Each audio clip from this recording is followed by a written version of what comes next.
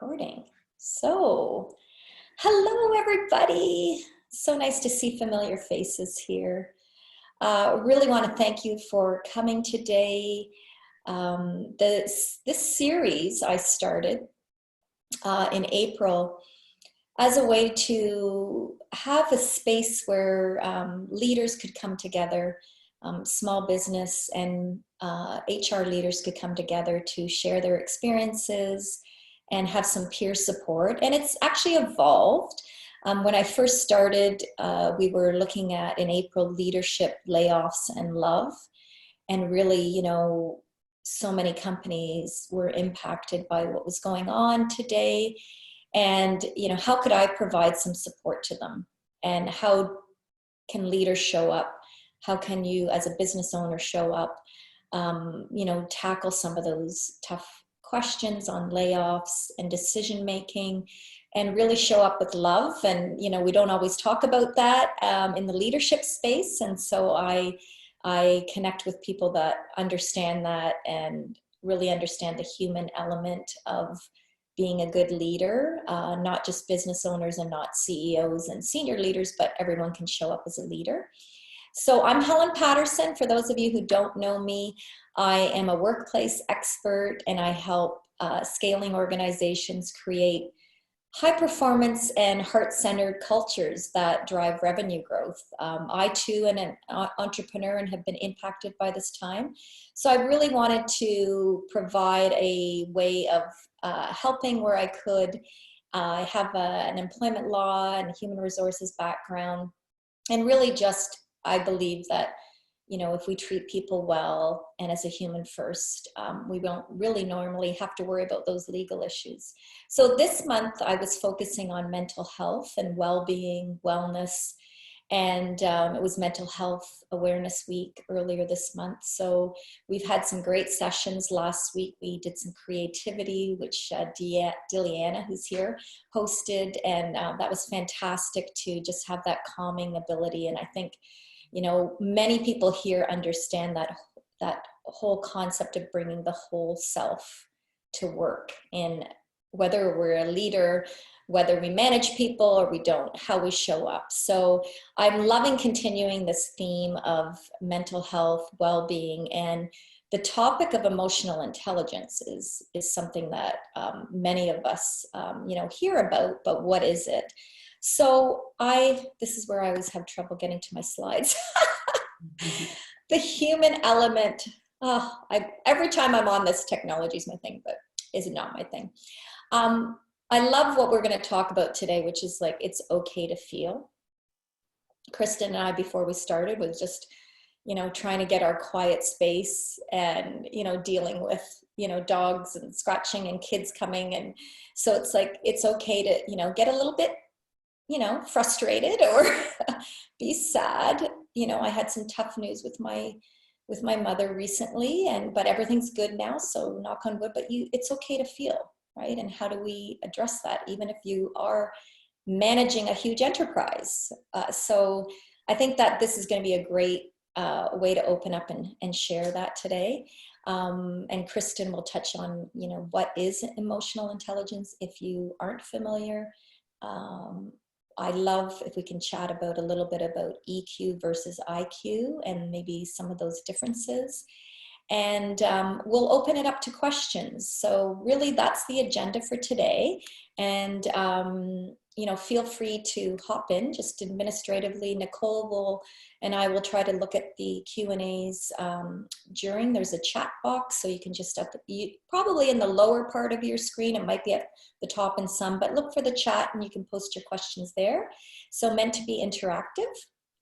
And, I love to share quotes and for us to kind of take a pause. And it's really interesting that every single quote that I've found, regardless of the topic, there's always something about the heart in there. And, so my business is really, HR with heart. And I think that, it's really a great time right now. I think we're going to see that shift in it being okay to talk about those things as leaders and showing up differently. And so I, for one, have worked really hard over the last several years to get out of my head the lawyer in me, the analytical person, the overthinker, you know, and really to start looking and feeling and getting more into my heart and getting into more into intuition and difference, decision making. So I think that this can be learned if you aren't familiar with how to, you know, tap into that EQ as opposed to IQ. So I think it's going to be a really good chat today. So let me introduce Kristin. Welcome so much. I'm so happy that you could join us today. And I met Kristin. I love this story because we were always on Twitter or social at the same functions, and HR space primarily at a lot of events together. And I have to meet this person. She looks pretty cool. We're always, you know, chiming in just on Twitter. And so one day I just said, let's meet. We should meet. And we met halfway between our locations and we connected right away. And since that time, I've, you know, watched her and her business flourish, and we have become not only colleagues, but friends, and just love the work you do, Kristin. So thank you so much for being here. Kristin is an executive coach. She's trained through CTI, which is the Coaches Training Institute. She also has her credentials through the International Coaches Federation. She's a professional speaker, and man, is she engaging. I have seen her speak at Disrupt HR events, HRPA. She does a lot of work with those associations, as well as leadership and business conferences. Anyone would be blessed to have her speak at their events. And she's also the host of her new inspirational leadership podcast, just hit 20 episodes. Congratulations. I'm so thrilled that you're here today. You can check out Kristin at KristenHarcourt.com, and I will send this out to you after. Sorry, I'm going backwards. Just a couple things. I usually try to share a couple stats that I find. And wow, you know, there's a lot of great support to substantiate that EQ is emotional quotient, and emotional intelligence is something that is a really sought after skill. And so you can take a look at that. There's lots of research out there that supports it. I'm sure that Kristin is going to touch on some of this. I see, here we go again, trying to figure out how to move the slide forward. Anyway, I'm going to leave you with that. I think that I'm so excited to have you. And again, feel free to ask questions as we go. I'm sure that Kristin will pause throughout. We are together till about 1 o'clock. So thanks everybody for showing up today. And Kristin, over to you now. Thank you, Helen. Let me make sure, me with my technology, share. I should be able to stop share. Or maybe Nicole can figure that out for me too. This is the thing. So right now it's not letting me, it's saying host disabled, participant screen sharing. So I just need permission to share my. You know what, let me just, oops. See, I hit annotate. Karina, Diliana, we used that last week. Okay, my mouse is not working. This happens to me all the time. There's something, just bear with me 1 second. I'm trying to get out of there. Nicole, are you able to deal with that or not? No, I think it's only you that can. I don't think I'm a host, so I don't think I can. You know what? I'm just trying to get to the stop share button. Okay, resume share. Your screen sharing's paused. For some reason, my mouse is just acting up, so I can't seem to get, I'm stuck on the screen. Oh, now I'm not. Okay, there we go. Okay, sorry about that. I tell you every time. Mm-hmm. So you should be able to share your screen now, I think, Kristin. Host disabled, participant screen sharing. Oh. Yeah, it's not letting me right now. I don't know. Oh, I'm so sorry. Well, let me see. I didn't disable. One participant can share at a time. Here, I'll put multiple. See if you can do that now. Looks like that is working. Yeah, it was one at a time. I thought I stopped share, but there. And we did practice this, I tell you. It's all good. Can everybody see the slides okay? Okay, now I'm not Okay, seeing. we're good. Helen, thank you so much for that beautiful introduction. So kind, and I feel so grateful that we were brought together through the magic of social media years. It feels like probably 3 or 4 years ago now, and the beautiful work that you're doing. And I am very much aligned with Helen in terms of trying to humanize the workplace and create places where people can do their best work. And I think helping everyone to develop their emotional intelligence can be a big part of that. So I'm not sure if anybody else looking at this slide can relate to that little girl there, that you've maybe felt like that once or twice over the last 8 weeks. I know I can confidently say I've had some of those days. So I would love to, I'm going to try to make this as interactive as possible. I unfortunately don't have access to the chat while I'm presenting, but Nicole and Helen's will be looking. So I would love to just start off by asking you, what are some of the emotions that you have felt over the last, since this global pandemic has happened? So over the last 8 weeks, what are some of the emotions you have felt? Share them on the chat. Okay, I had one participant say agitation. Yes. I certainly have had the entire gamut of emotions, from, frustration to sadness to, laughter. I last week, I just really needed to bring some fun back in. So someone else has said worry, panic. Yes, yes, yes. So normal, the full range, right? So there might be some days where there's sadness, there might be some fear, there might be agitation, frustration. And a lot of times the frustration and anxiety, all of that kind of stuff, when you get underneath it, a lot of times there's some fears there too. So we're feeling the full range of emotions, and you're going to hear me saying a lot of times in this presentation, then that's okay. It's okay to not feel okay. And we're going to feel all these different emotions, but it's what do we do with these emotions? How do we express these emotions? How do we get in touch with them and really become attuned with them? And as Helen so beautifully shared at the beginning, she recognized that for a lot of times she was a little bit more in her head. And our head is a wonderful thing. It's very analytical. It serves us in many ways. But a lot of times we're not tapping into a whole other part of ourselves, which is our body. And our feelings and our emotions, the more we get attuned to them, have a lot to teach us, a lot to show us. So I'm excited to talk to you about this today. And, I want to start off with acknowledging that we are, we're facing a global pandemic, something that we've never experienced before. And I think it's really important for all of us to be aware that we are having our unique experience around this global pandemic, right? So we're not all experiencing things in the same way. From an emotional perspective, if you think of it, I like to describe emotions as these waves. We're going through these different waves, and one person might be actually in where they're at with their wave feeling really sad. Someone else might be feeling overwhelmed, but somebody else where they are in their wave might actually be feeling really happy and a lot of gratitude. I think it's also important to acknowledge that what we're all experiencing from a work perspective looks very different as well, right? So I can use myself as an example. So Helen and I, we were laughing because my son, who's 7, I was very clear about this instructions before we're about to start this. I made sure he had snacks, thought everything was taken care of. And of course, 2 minutes before, mommy, of course, normal, right?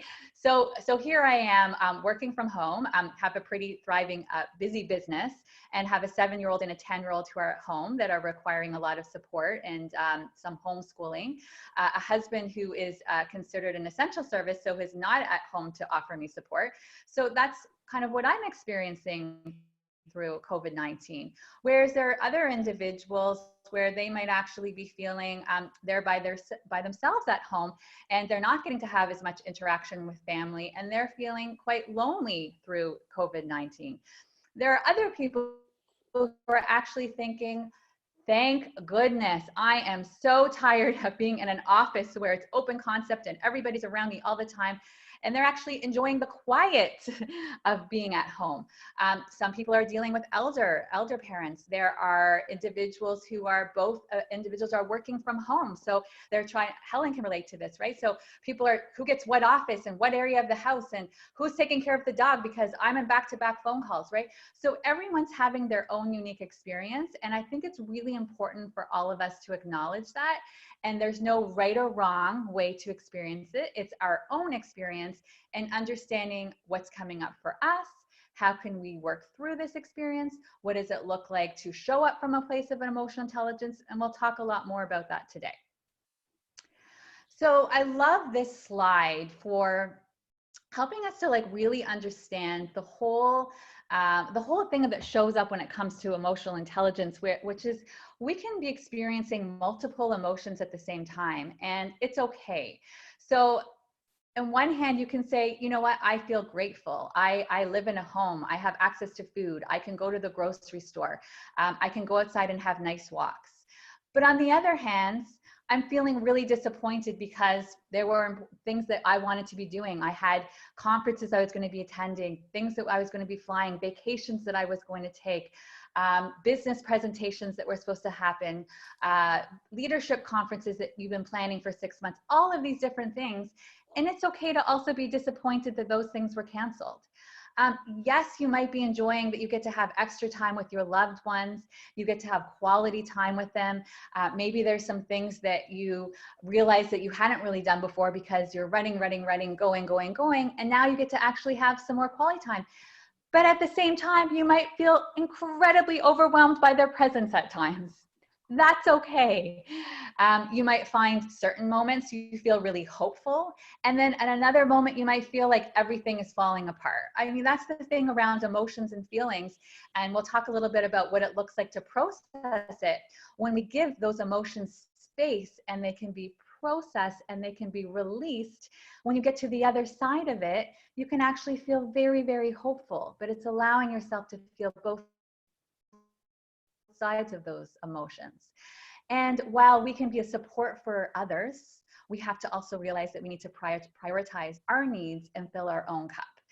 So I know there's some HR leaders that are on this call today. I know that there are individuals who might be leaders in any area of the business, or people who are just not leaders. Doesn't matter what you're, and Helen and I have talked a lot about this. Sometimes you don't have to be a leader by title, right? Leader is about how you're showing up in the world. And at times, you might be spending a lot of time supporting others. But if you're constantly showing up from a place of empathy, constantly being there for others and not checking in with yourself and recognizing your own needs and recognizing what you need, it's not sustainable. You're going to get burnt out. So this is just really holistically showing you what it looks like to be able to feel the full range, sometimes within minutes, within hours, within one day, right? It really is this, I like to describe it as these waves. And sometimes you might be feeling a tsunami, and sometimes the waves are just very settled. Another thing I want to bring up that can be happening right now, Brene Brown has done a lot of work around this. If you're not familiar with Brene Brown, I highly recommend her books and her podcast. And she talks about comparative suffering. So, and this is something that I've been noticing a lot over the last couple of weeks. And that's where you might be actually noticing that you're feeling an emotion, and maybe, you know, you're feeling a little bit sad. And then all of a sudden you start thinking to yourself, well, who am I to feel sad? Because there are people who have died. There are people who have lost family members. I don't think I deserve to be feeling sadness right now. So that what ends up happening is you start to push that emotion down, which is not what we want to be doing, because when we push down emotions, they will show up. They will show up when you least expect it, right? So I can give you an example of this. Someone had posted something, and they were being quite vulnerable, quite authentic, and just sharing that they were having a hard day, that they woke up in the morning just wanting to swear at the world. Didn't swear out to anybody else, but they were just waking up in the morning and wanting to, there's some swear words that were coming out of their mouth. And, but acknowledging that they allowed themselves to be in that space and allowed themselves to be able to process that. And when they gave themselves permission, they actually noticed that a couple of minutes later, they felt a lot better because they didn't try to push down or squash the anger, they released the anger. Well, as they were sharing that post, somebody else had said to them, I think what you should really do is take a step back and be grateful. Do you recognize that in Nova Scotia, all of these people just recently lost their life? So I think that really puts things into perspective. So for sure, absolutely, that there's awful things happening around the world. But what happens when somebody says something like that, and very often done very inadvertently, unconsciously, they're actually shaming that person for authentically sharing their feelings and what they're experiencing. Because we can't in that moment say to ourselves, sorry brain, I noticed that you're feeling some thoughts, and those thoughts are contributing to some feelings and emotions, and you can't do that right now. You're not allowed to do that, because you should be thinking about what's happening in other parts in the world. That's not how we work. We're human beings, and we're whole human beings that feel the entire range of emotions. And that's what I like to call, to be a wholehearted human being, is to experience that full range of emotions. So I just want to invite everybody to be very aware when you get into any of that comparative suffering. We all will feel different emotions for different reasons, and it doesn't matter why you're experiencing it. And it's going back to what I said at the beginning, we're all having our unique experiences. And it's really important to be aware of that in terms of yourself, but then also be aware of that in terms of the people you're supporting, the people that you're around in your workplaces, the humans at your homes. Everyone is experiencing things in a different way.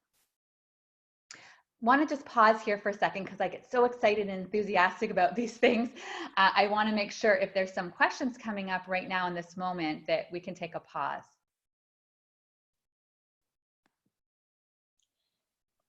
I'm just glad you shared that. I know we chatted about this briefly, but I was holding back a little bit.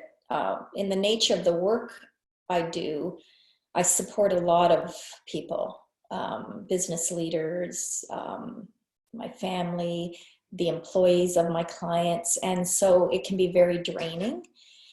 And anyone here that's in the HR profession understands that. I think that's what happens sometimes, is we hold back on, because we think we have to be tough and strong. And, for me, not sharing about what was going on with my mom, I was finding that hard. And I've always kind of put myself out there a little bit, but sometimes I still hold back. And I just was glad that I shared, what was going on with my mom and the stress I was feeling, the anxiety. We were just talking about this on a call yesterday with another colleague, that, it was okay for me to acknowledge and say, I'm really worried. Her home has cases there, up until, a few days ago, we heard there were 3 deaths. And so, I work with a coach. She just said, you should really go have your cry, Helen. You don't need to be tough all the time. And so I did. I just made sure I felt, right? Because if you hold it in too much, and luckily, knock on wood, yesterday we heard that because they tested everybody, she's negative. And so I felt that bit of relief. And but it still does, those are all the real things that people are dealing with. And I'm like, it's okay for me to say that. And it's okay for me to also know how blessed I am, right? And thankful. And my dog is scratching on the door right now, and it's trying to focus. But anyway, if anybody else has any questions or, wants to comment at any time, feel free. This is an open environment. And, that's the reason that I, wanted to bring people together, was I feel like we often don't have that ability to communicate this way with others. So thank you for sharing that. Yeah, and I will continue, and I would love to have some dialogue towards the end too, where people might share some of their experiences and also what they might want to be working on. And thank you, Helen, because when you share your experience like that in an authentic way, it actually gives others permission to do the same, right? So the more we can show up like this as leaders, and again, we're all leaders, right? We lead by how we show up. Showing up powerfully like that gives other people the permission to also share their emotions. So we're talking about emotional intelligence a lot here, and I think it's helpful for me to talk through what are we talking about when we say emotional intelligence. And I'm using this definition from MHS systems. I'm trained on the EQI 2.0 assessment, so I really like their tool and how they go about measuring things. So what they're talking about when they say emotional and social skills is that they influence the way we perceive and express ourselves, how we develop and maintain social relationships, how we cope with challenges, and then how we use emotional information in an effective and meaningful way. So let me walk you through the model just to get a little bit more detail around this. So when we look at emotional intelligence, we can think of it as, first of all, from the self, right? So how are we showing up in terms of self-regard, self-actualization, emotional self-awareness? So this is where you start to get more and more comfortable and confident with checking in with yourself, noticing what's showing up in your body. So when you start to feel an emotion showing up, checking in with yourself, what do I notice, naming it, and I'll talk a little bit more about that process. But so it's becoming more aware of yourself and the different emotions that show up. And it's also around self-regard. So self-regard is around that self-talk. So to use Helen's example, so her self-talk, where it wouldn't be positive self-talk, could have been, well, I don't have a right to cry right now. Who am I to cry right now? There are other people who are dealing with this. I should just move on. I should feel grateful, right? So when we start to pay attention to what is that voice in our head saying, I like to describe, what I experience with a lot of my clients, because this can be an area that they struggle with in terms of the self-perception, is would you speak to somebody else the way that you're speaking to yourself, right? If you listen to that voice in your head, you probably would have no friends if you were speaking to everybody else the way that voice in the head was speaking to you, right? So think of it as when you start to notice that voice in your head is not very positive, taking a step back and asking yourself, well, how would I speak to somebody I love? Okay, it wouldn't be like that. And then questioning those thoughts, because the voice in your head and those thoughts are what then lead to the emotions and the feelings, right? So as you start to shift what that voice in your head is saying, it can also impact the emotions that show up for you. Then it's looking at self-expression. So self-expression is, so you're aware of your emotions, and then you're aware of how you're presenting those emotions in front of others. So you might notice, using it from a work perspective, maybe you're noticing that you got an email from somebody and the email was written in kind of a rude way, and you notice a lot of different emotions are coming up in your body when you see that email. So you might tell yourself, okay, I don't think I'm ready to respond to this email right now. I might say something that I would regret. So I'm going to pause. I'm going to take some deep breaths. Maybe I'm going to get up and walk around a little bit before I start to reply to this email. So that would be a way that you're aware of what's going on with you, and then how those emotions could impact others. So if I were to express myself right now in an email, I might say something that I would regret. Or maybe you're in a meeting and somebody is saying something that you really don't agree with. And in that moment, you are realizing that you're not really feeling centered and grounded enough to be able to express yourself in a way that's going to really get your point across properly. So maybe you think to yourself, I'm going to pause. I don't think this is the right moment to express what I want to say. So it's really being aware of how you're showing up.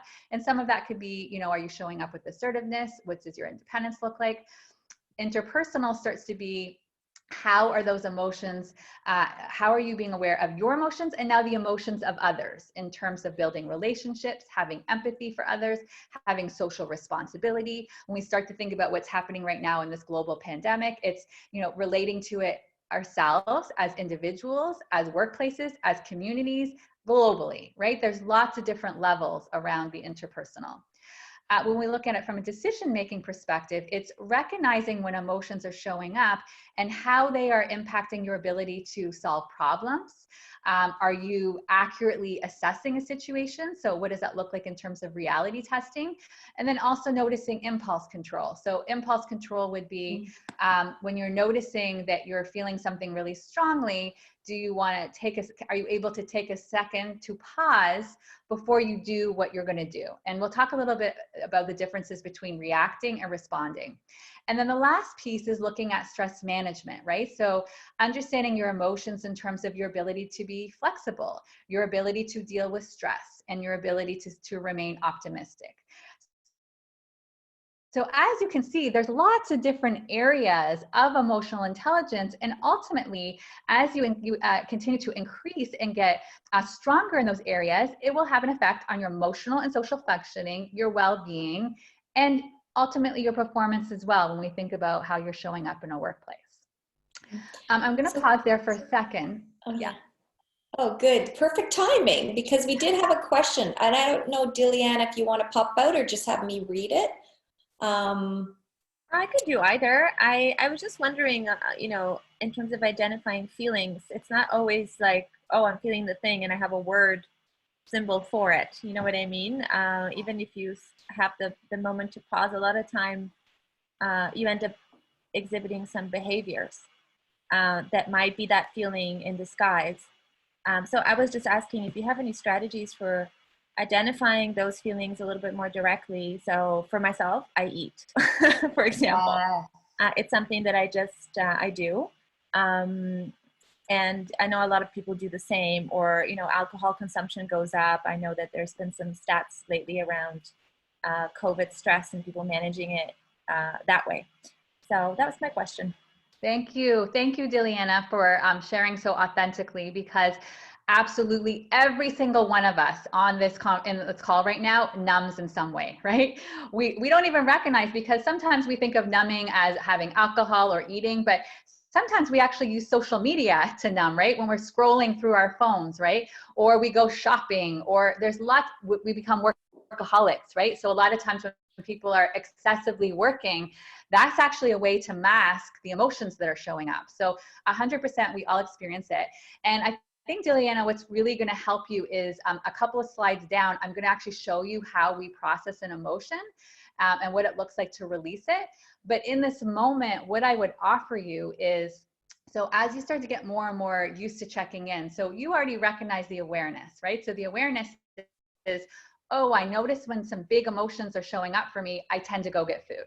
So where you want to get, so you're already at the awareness, what you want to do is block when it's the awareness from the taking of the action of having the food. So when you notice, okay, something's coming up, you're about to go get food, and that moment, you're like, oh, I'm noticing something. And you're going to start to get more comfortable at noticing. Like, you're going to ask yourself, oh, okay, I'm noticing something's coming. So you stop. You stop what you're about to do. You might just sit down, close your eyes, and take some deep breaths. And then I'm going to show you the processing part, but you're going to start asking yourself some questions. What's coming up for me right now? What's here, right?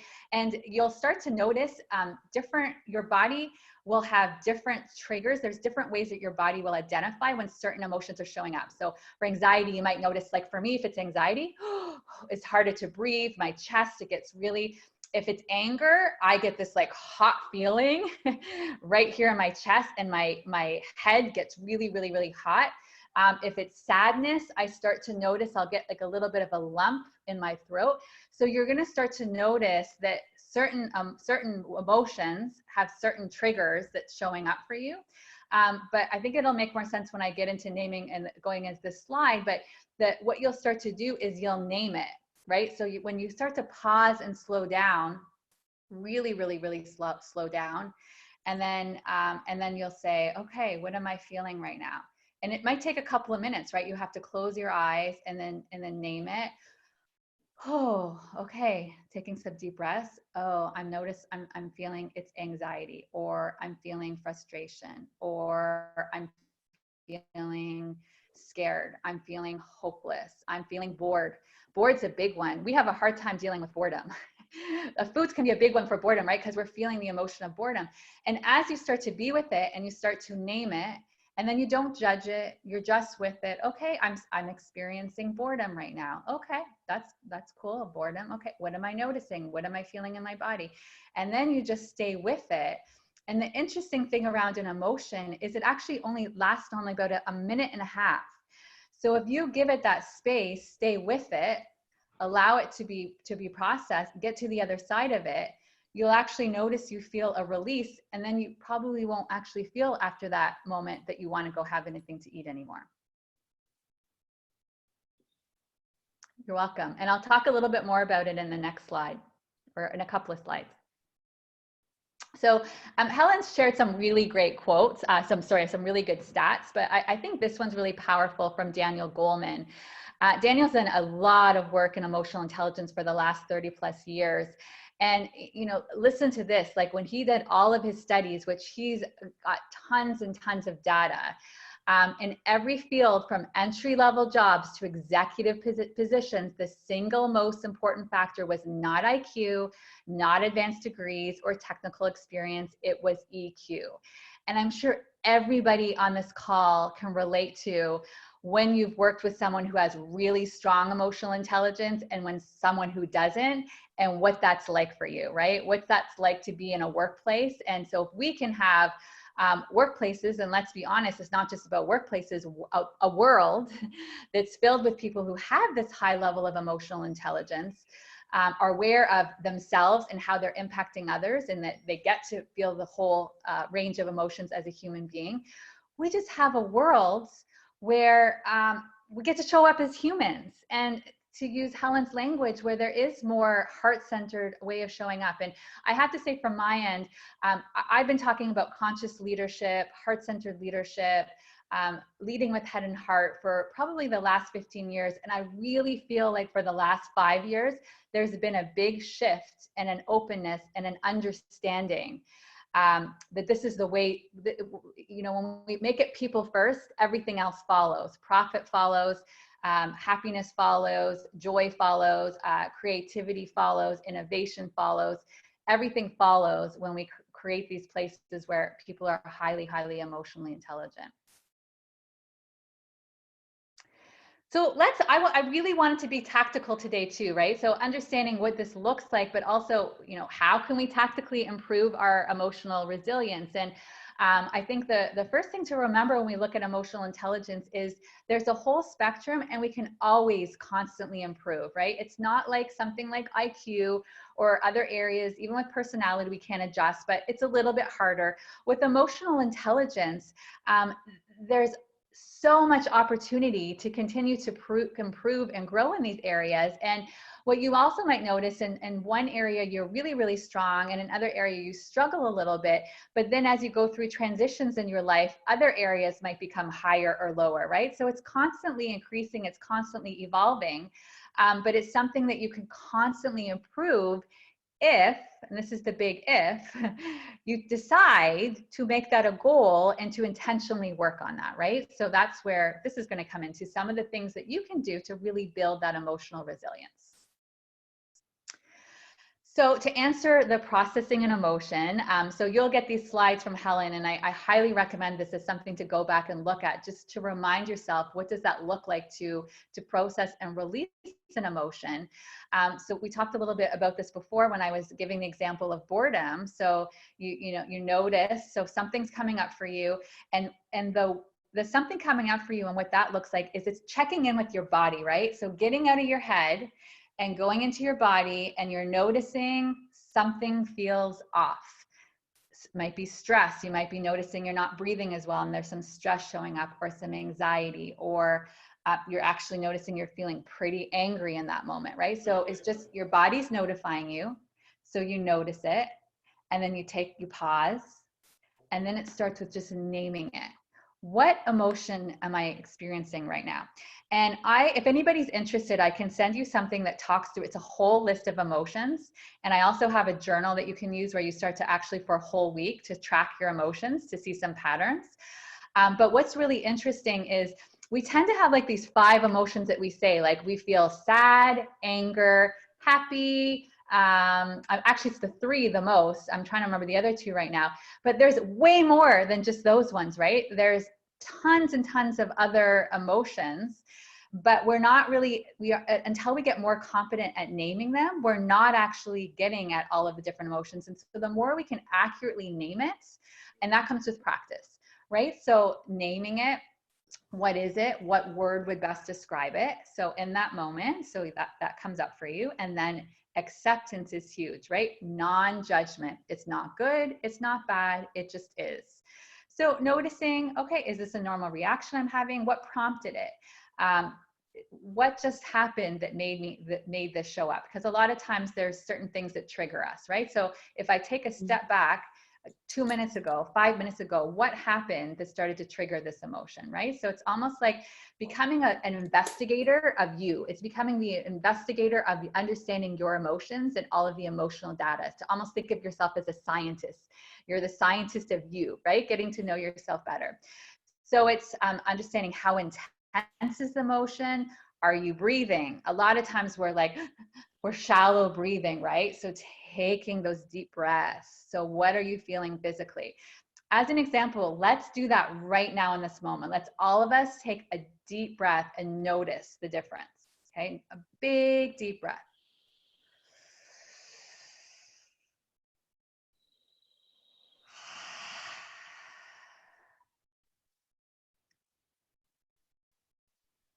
Let's do a couple more.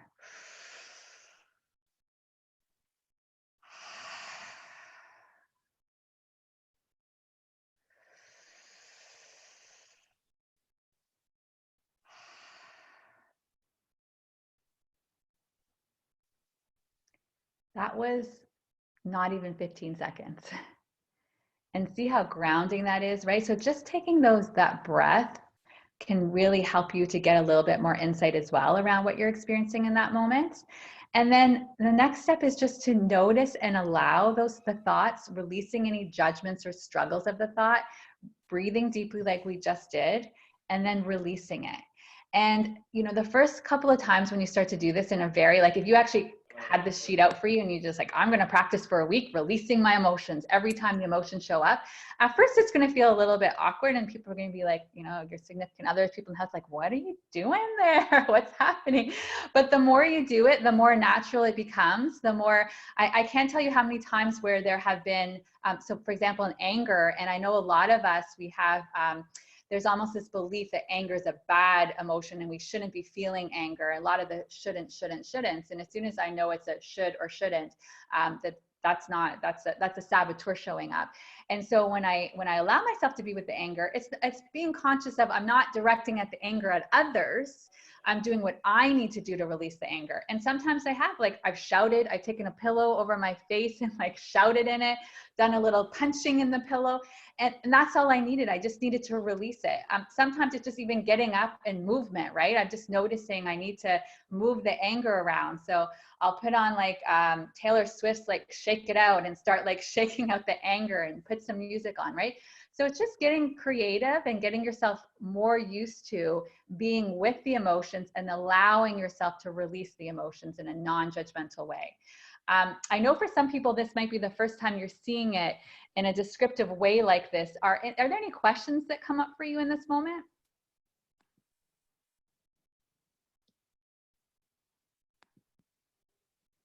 Okay, well, I'm going to keep going, but if other questions come up, I'm sure they'll show up at the end. So another way to really develop your emotional resilience and get stronger in emotional intelligence is to build in time for self-reflection. We're in this go, go, go, do, a culture that very much is the promoter of the glorification of busy.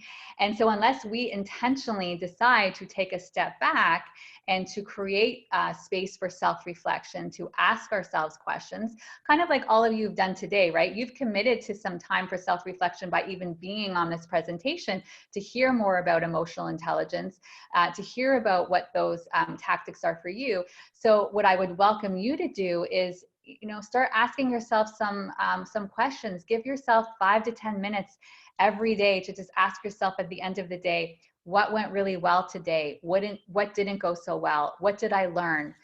What do I want to take forward from what I learned today, tomorrow? And then doing the same thing in the morning, right? Asking yourself, how do I want to show up today? What's an intention I want to set? I talk a lot about when you're going to work on a certain area. So let's just say a lot of leaders I'm working with, something that they want to work on is listening. So I just shared this acronym because a couple of clients have showed up this week that they want to work on not only just listening, but what it looks like to deeply listening and be fully present. So the acronym I gave them is WAIT. So they'll write WAIT on their notebook or on papers, and WAIT stands for why am I talking? Right? So it helps people to take a step back and ask themselves, okay, why am I talking in this moment? What does it look like to really be conscious of listening? So when you think about the different areas that you want to be working on, it's setting those goals, setting those intentions. So throughout the day, throughout the week, throughout the months, you're focusing and working in a very intentional way on that particular area. For me, I'm going to really promote around the emotional intelligence, but if you're noticing, you know, one of the areas is your self-talk. You know, you notice that the self-talk isn't really that kind to yourself. So then focusing on, you know what, I'm going to work on self-talk for this week. I'm going to really pay attention to that voice in my head. So building in that time for self-reflection.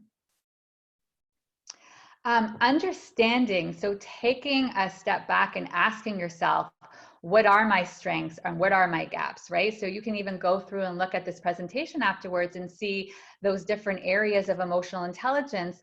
Where do you notice that you have an opportunity for development, right? Do you notice that sometimes you're not as good at noticing your own emotions? Do you notice that you sometimes don't notice as much the emotions of others? Are you noticing that sometimes you're not as assertive? What are the particular areas that you notice that you would like to work on? And I'm always conscious of, I don't want you to just be focusing on where you want to get better. Let's focus on what you're doing really, really well, right? So you think about those areas where you are really strong. How can you get even stronger? And how can you celebrate the wins? Because we're so happy to look at all of the ways that we didn't deliver, that we didn't do well that day. I encourage you for every single day to celebrate, to be conscious and pausing throughout the day, all of the things that you did really well and celebrate those wins. If you also want to get an idea of where those gaps are, get feedback from others. And I would start with significant others. They are so happy. They are so happy to give you feedback. If you say to them, hey, you know, I'm working on some of these things. What do you think are some areas of growth for me? Where do you notice that?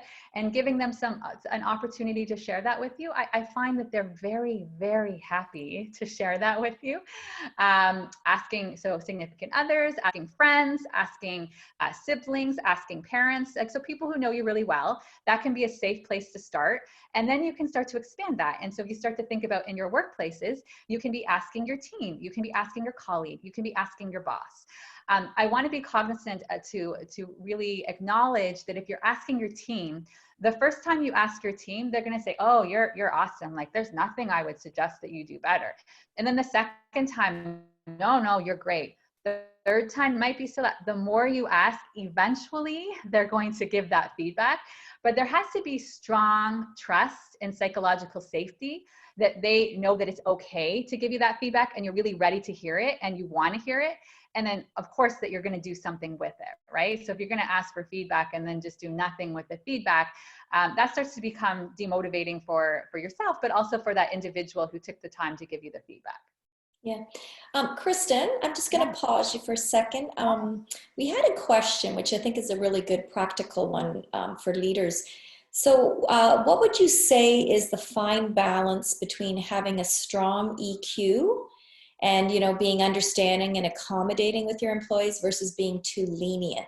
I thought that was a really great question, Karina. That is a fabulous question because it is about boundaries. And so if we even use that example of showing up in an assertive way, so it's asking yourself, what does that look like to show up from a place of compassion while owning that assertiveness at the same time, right? So as leaders, we need to create boundaries. So sometimes things are going to be, it's a no.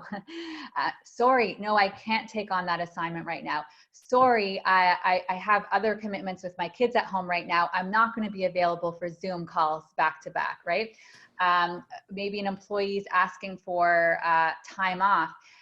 Yes, you can have time off, but we need to talk about what that looks like and how that's going to support the rest of the people on the team, right?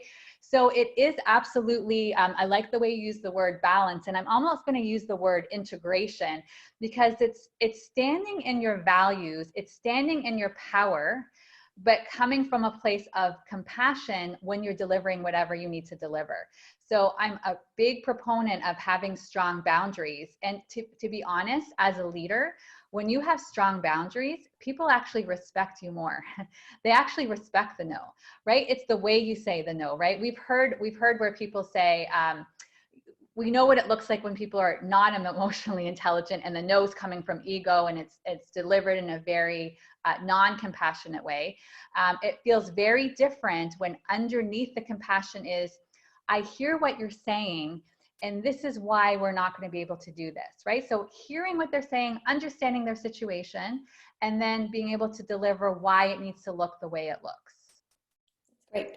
Karina, was there anything else you wanted to follow up on and hop out if you'd like to? You don't have to. I know not everybody wants to, but I hope that answered your question. I will. Hi, thank you for the answer. Sorry, I'm like with my kids in and out. That's why I No blocked problem. my camera just in case. But yeah, that's helpful. And I think it's, even if you could give an example of like how to give a firm no, but still being compassionate, like if somebody was asking for something. So it really is, it's your energy, right? So Karina, it would be you saying something and I say, Karina, I hear what you're saying. I hear what you're saying. I understand that's really important to you. I'm going to have to say no. And this is why it's a no, da, da, da, da, da. Right. So it's really, it's in your personal power. It's owning it.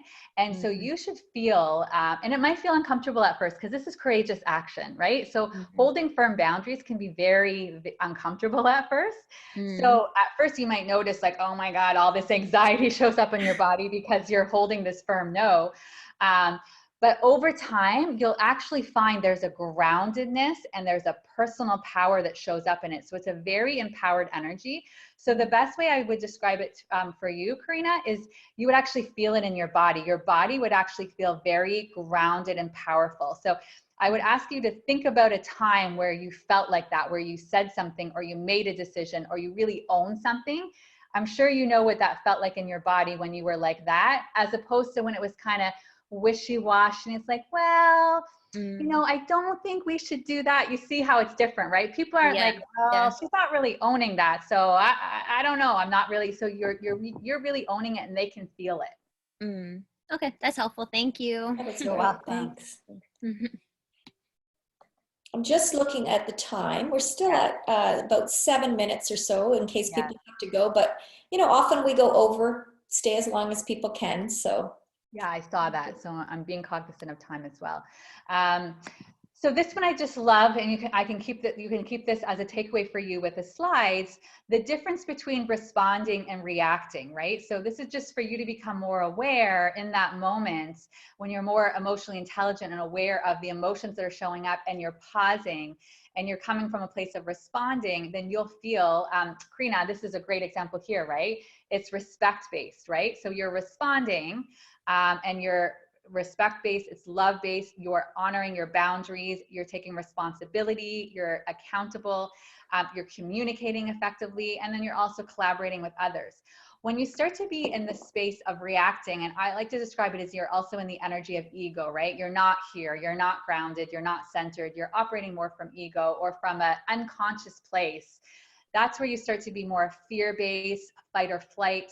Everyone can think of a time where you were fight and flight and the amygdala part of your brain showed up, right? You notice it, right? You're like, oh my gosh, it's like an intense coming through your body, all the cortisone's going through you. Well, that's when that's showing up for you. You don't want to make any decisions. You don't want to do anything in that moment. You just want to take some time to get grounded again, to do some breathing before you make any decisions, before you have any conversations. You know, sometimes if you're even in an environment where you're noticing in that moment, you might even say to that person, you know, I think you've asked a really good question. I don't feel like I'm prepared to answer that right now. Can I get back to you? Right. So we sometimes feel this, burden or this pressure to always answer things or do things right away. It's actually self-imposed, right? So it's recognizing that we don't have to make decisions. We don't have to give answers right away in that moment. Give ourselves some time. Some other things when we're reacting is we're creating walls. So we're actually putting up barriers, right? We're putting up the armor. We're not connecting to the people in front of us. We're being irresponsible. We're taking a victim mindset. We are avoiding or we're using tactics because we kind of want to get our way and we're not necessarily being as emotionally intelligent.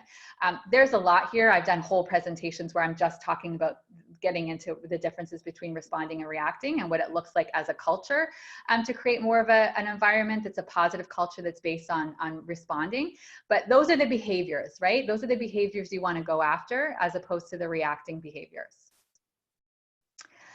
We talked a little bit about this before. So it's about feeling all the feelings and recognizing there are no good or bad, right? Sadness, anger, frustration, boredom, a whole bunch of feelings have gotten a bad rap, as in we're not supposed to feel those feelings. We push those feelings down.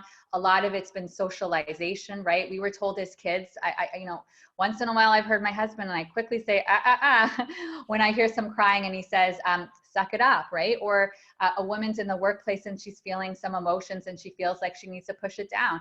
I have a leader who was telling me, a male leader that was talking to me when he had to let somebody go and he got some tears in his eyes and he let himself stay with those tears in his eye and told the person how much he was going to miss him. Look at the humanity and compassion in that moment. How do you think that human being who is being let go felt to be able to see that man in front of them tear up a little bit when a real human experience was showing up, right? So it's acknowledging and allowing yourself to feel all the feelings and not pushing them down, not feeling like you have to go to food or wine or whatever the other things are to numb them, but give them space and not identifying them as good or bad.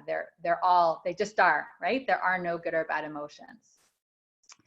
Leading with empathy and compassion, that would be like what I talked about on the other slide, right? So coming from that place of compassion and empathy for that human in front of you and recognizing, especially of this, what's going on right now with the global pandemic, and recognizing everybody's having their own unique situation, checking in with them, asking them how they are, what they need, how you can support them, just creating space where they might just want to vent, right? That's okay. They're allowed to have some space for venting. And I really like this slide that gives you some different questions to ask instead of how are you, right? Because it gets them accessing a different part of their brain and thinking in a bit of a different way, right? So how can I make your day easier right now? What has improved for you today, right? So getting them to shift that mindset to some of the things that are going well. What would you like to be different tomorrow? What did you feel appreciated, understood, or loved about today? What are you most excited for for the week ahead, right? What do you wish you did more of today, right? Some of these questions you could be directing to others, but you can also be directing some of these questions to yourself, right? Use this in some of your self-reflection, taking that step back. And let's remember to have a lot of self-care and be really kind with ourselves. At times like this, I can't say enough how important self-compassion and grace is. One day at a time. When this first was starting, because the movement, everything was so fluid, it wasn't even one day at a time, it was 1 hour at a time, right? Take it 1 hour at a time. Things are changing and shifting so quickly, right? So allow yourself that grace to be with what's showing up, because of course there's going to be the full range of emotions. And reminding yourself that it takes a lot of courage when we think about emotional intelligence, and to allow yourself to express what's coming up for you, to express with the colleagues around you, to be a little bit more vulnerable and authentic around them. As Brene Brown would talk about, we have armors. We've put armors that have been constructed over many years of conditioning. To let that armor down and to let people see us, to be seen, can feel quite uncomfortable at first, right? So it takes a lot of courage. And also, let's remember, meaningful change takes time. We live in an instant gratification society where we want everything yesterday. We've got Amazon Prime. We want things within 24 hours. Behavior change doesn't happen overnight. It happens 2 steps forward, 5 steps back, 1 step forward. It's an ongoing process. It's a dance. It comes through a level of acceptance for ourselves, a surrender and a letting go, and giving ourselves permission to fall down and to experiment and play and try a new way of showing up. And it's something that you really grow in this over time. The more you give yourself the space and the opportunity to work with these different areas. So that's all from me. So I would love if we have some time for anyone who doesn't have to check out yet to have some quick dialogue. Maybe people want to share, based on what we talked about today, maybe something that you want to do less of or what you want to do more of when it comes to emotional intelligence and really building that emotional resilience. Thank you. I'm just having everybody hop back out again quickly. Kristen, that was wonderful. And I'm really glad that everybody joined. Does anyone have any comments or questions they want to share? I just think this is, we need more of this. I have to pop back out for a meeting at 9 o'clock, but I just wanted to say thank you so much. This was awesome. Thank you, Kristen. I know you're amazing, and this just reinforced it. And, you know, there's a lot going on in the world today, and this just made me kind of stop, and I did my deep breathing, and I felt so much better. And then I'm like, God, my neck hurts. I'm so glad you made it, Cindy. And you two I've been meaning to introduce you for a while. We've met a couple times, but not enough. Yeah. Oh, good. Okay. I wasn't sure. I'm so glad you hopped on. I really appreciate it. I know you've been going through a lot and thinking about you, and thank you for joining us today. Thanks. We'll see you again soon. See you guys. Thanks, Cindy. Right, bye. Yeah. Thank you. Does anyone else have, I know a couple of people had to already go. Does anyone have any last questions or comments? I will share the slides and the recording with those who participated. And Kristen's information is there if you want to reach out to her. Or as you know, all of you, I'm available for any chat, anytime. It's really important to have the connections. I really learn something new every time I'm doing one of these. And, you know, working on a lot of this myself and continuously growing and learning. Deborah or Nicole, did you have any questions or comments? Just a comment. I really, really like the slide of the different questions. I thought that they were really good. And I wouldn't even have thought of that, just asking someone simply, how are you? I just thought that was good enough, but I like that there's better questions that are more thoughtful to actually get across. I thought that was a really, really good presentation, really good slide. Yeah. Awesome. And also sometimes people don't even really, when they ask, how are you, do they really listen to the answer, right? To take that time. Like that's, I mean, this is what it is really about from a leadership and just a people perspective, right? To actually have that connection. And then once you get to know your teammates or your, you know, everyone in the organization and beyond, you know, you can actually also then sense, hey, I think something's up, you know? Are you okay? Is there something you want to talk about?